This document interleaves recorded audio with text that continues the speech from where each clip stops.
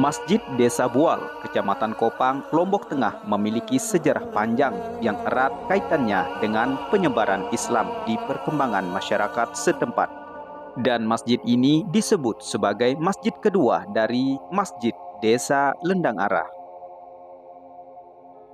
Masjid Desa Bual dibangun sejak ratusan tahun yang lalu. Saat itu wilayah Desa Bual masih berupa hutan belantara dan perkebunan, jauh dari pemukiman padat.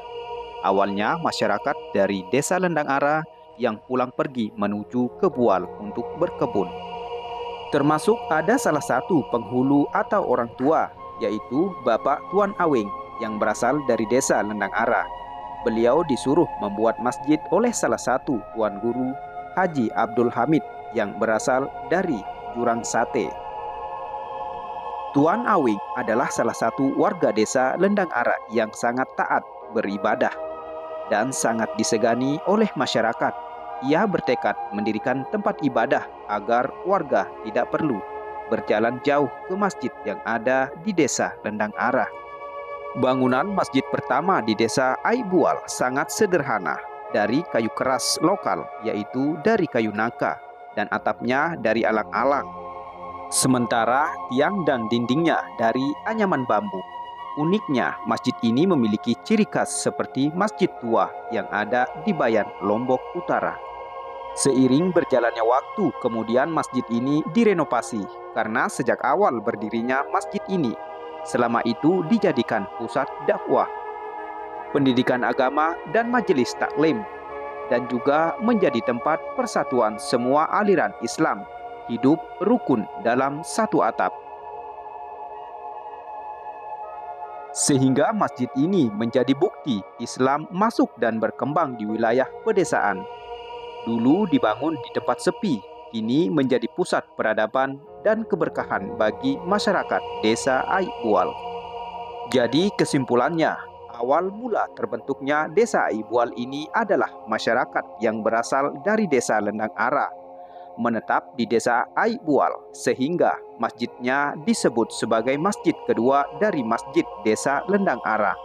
Yang pertama berdiri di hutan Desa Aibual. Assalamualaikum warahmatullahi wabarakatuh. Sore ini kita akan coba mengambil sejarah singkat dari Masjid Jami Nurul Yakin Aibual ini. Terus perpindahan segala jenis kegiatan ibadahnya dipusatkan di masjid atau desa induknya di Desa Lendang Arah. Yang perlu kita mau diceritakan secara umum bahwa perintis dan perjalanan awal dari masjid ini untuk melengkapi video. Cerita yang saya dapatkan para penghulu Wak Sali Lendang Arah dan Tuan Awing, masih berjumat aja di lendangan sehingga itu yang dibuat prihatin oleh Maupulah Bapak Tuan Guru di Jurang Sate Abdul Hamid. Sehingga kena berhenti jumatannya ke sana. Dia Jumatan saja, dan tanah wakaf ini adalah tanah milik langsung dari Tuan Guru Abdul Hamid Jurang Sate, bukan dari masyarakat. Langsung beliau yang punya pada masyarakat. Nah, itu ini termasuk masjid kedua atau anak dari Masjid Desa Lendang Arah. Pertama dibangun di Desa Aibual ini. Jadi sekarang sudah berkembang. Beberapa masjid sudah dibangun setelah ini. Sudah 4 generasi. Langsung milik Al-Maupulah Tuan Guru Abdul Hamid, dan beliau tidak tinggal diam, artinya terus membina melalui putra beliau Tuan Guru Ahmad Mali, yang guru dari Tuan Guru Al-Maupulah Datuk Masum Kasim Prian. Jadi itu persanatan keilmuan.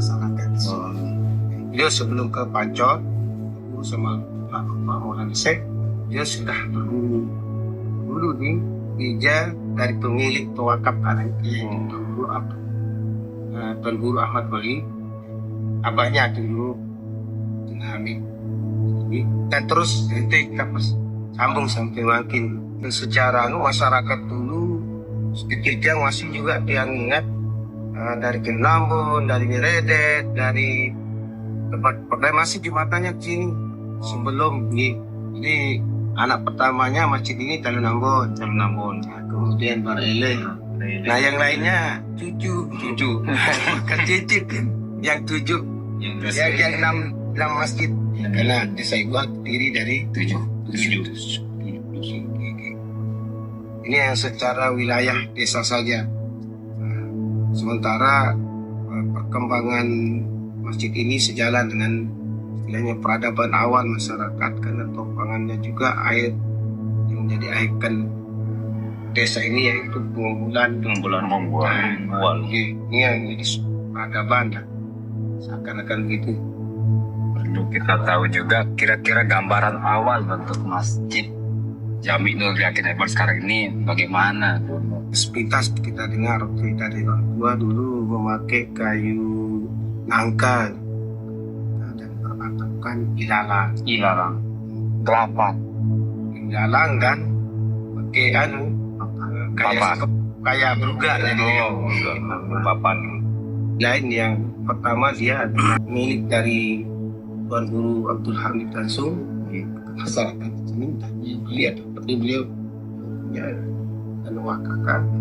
Kemudian secara pendidikan masyarakat dari dulu itu sangat tidak terbatas hanya lingkup satu organisasi, masuk menjadi bagian dari guru dari desa ini.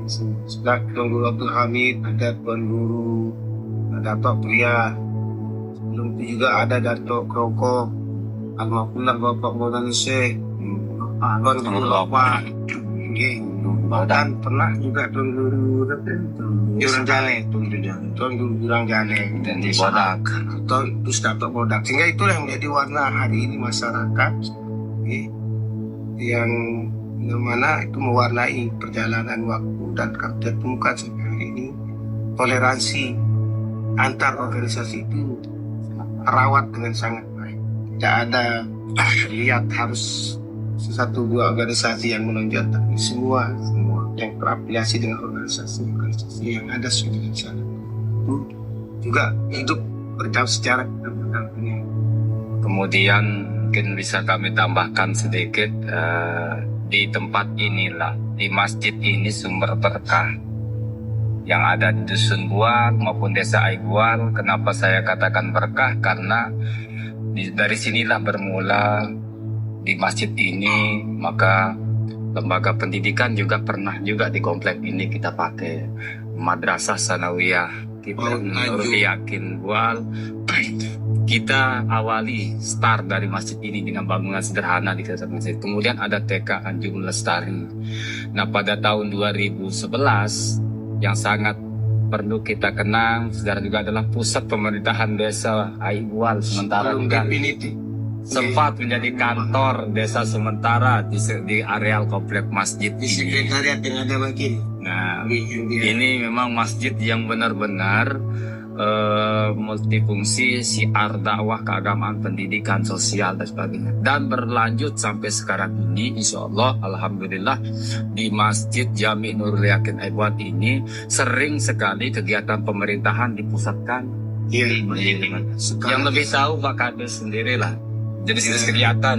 Dulu ada PTSL segala desa yang sasarannya kurang lebih 600 sederhana. Dari proses sampai penyerahannya kita laksanakan di sini. Bahkan bapak-bapak dari BPN itu selama 1 bulan proses pengerjaan PTSL itu kita berikan sederhana ya. Kemudian dai tablik, bahkan ada yang hampir 1 bulan, yang 20, yang berapa sapi, bahkan pernah dari Tasikmalaya juga singgah di sini Merdeka. Artinya kita berikan keleluasaan, makanya ada asrama dan kegiatan posyandu. Bagi kacamata gratis, artinya kita betul-betul ingin melihat ulang tahun Ikatan Perawat Lombok Tengah pernah Artinya kita ingin memberikan ruang kepada masyarakat berjamaah dari manapun untuk bisa ikut memiliki, tidak hanya terbatas kesannya untuk ibadah saja, untuk ibadah murni, ibadah yang langsung sholat itu saja. Tapi semua silakan kegiatan-kegiatan yang asalkan itu baik dan menjadi perjuangan, kita akan fasilitasi. Kemudian kami sampaikan juga pada kesempatan ini, insya Allah beberapa bulan ke depan ini akan menjadi pusat sentral pelaksanaan MTQ tingkat kecamatan Kopang yang yang pelaksanaan tuan rumahnya adalah Desa Aibual. Insya Allah masjid ini sudah ditetapkan menjadi salah satu majelis tempat akan berlangsungnya beberapa kegiatan mata lomba. Makanya dari pengurus masjid yang sekarang alhamdulillah ingin menambah, ingin berikhtiar terus dalam rangka penunjang fasilitas, aktivitas, kebutuhan masjid ini melalui penguatan ekonomi masjid yang alhamdulillah masjid kita ini juga punya aset tanah nggak jauh dari sini yang ke depan dihadirkan oleh dari pengurus masjid untuk pengembangan ekonomi masjid ini.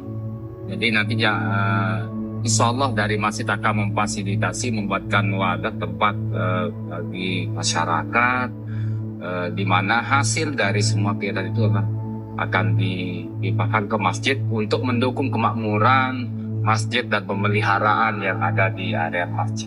Itulah rencana-rencana yang akan datang.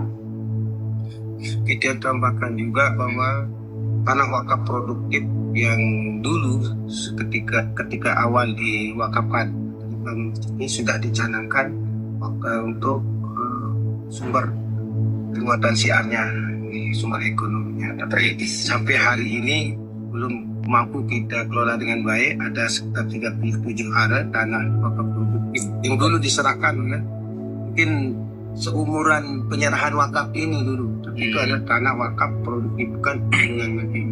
Dan kemarin juga alhamdulillah kita menerima bersama Ustaz ada juga tanah wakaf produktif di dekat kantor desa yang disiapkan oleh beliau Temburu untuk tempat makan sendiri. Iya.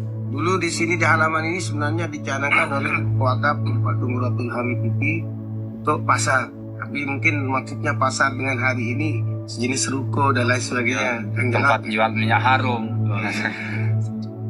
Nah, bentuk keunikan lain juga yang perlu yang sampaikan di sini bahwa dulu ketika ada Bapinsa kita dari Bali dengan agama aslinya Hindu, tidak kurang partisipasi beliau, termasuk ikut mengecat, tidak naik sih, pelang waktu masih kemudian pelang relief yang ada, relief yang di depan pelangan, kita minta beliau walaupun sudah pindah kemarin ke desa Bilebante, kita minta beliau kembali untuk sekedar mereliefkan kita setelah selesai tembok peninggalan. Tapi ya itu artinya kita berikan ada sentuhan walaupun Bali, tapi hal yang beliau bisa kan, kita tidak bisa relief itu kasih. Dan dokter yang biasa juga yang posyandu kan orang Konghucu kan, tidak salah ya, Dokter Robin. Nah waktu posyandu beliau tuh untuk tidak dapat berkah Pak Karnis.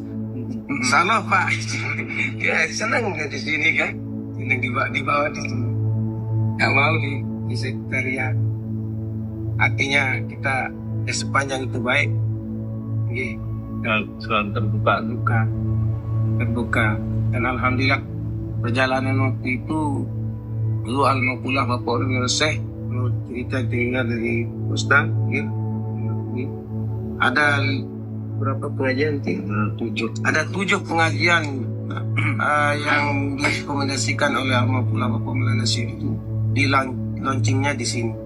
Itu beda-beda desa, kabupaten, beda kabupaten, ada di Lombok Timur, tapi di launchingnya di sini. Yang 6 di Lombok Timur. Yang 6 di Lombok Timur. Di sini di diresmikannya. Nggih. Salah satu keunikan juga entah kenapa waktu jadi Bapak Gubernur Pak TGB, beliau sambil bersepeda dari Gelang, sedang kita kerjakan pengecoran di atas. Ini Pak Anam dipanggil dan kasih amplop 10 juta perempatan.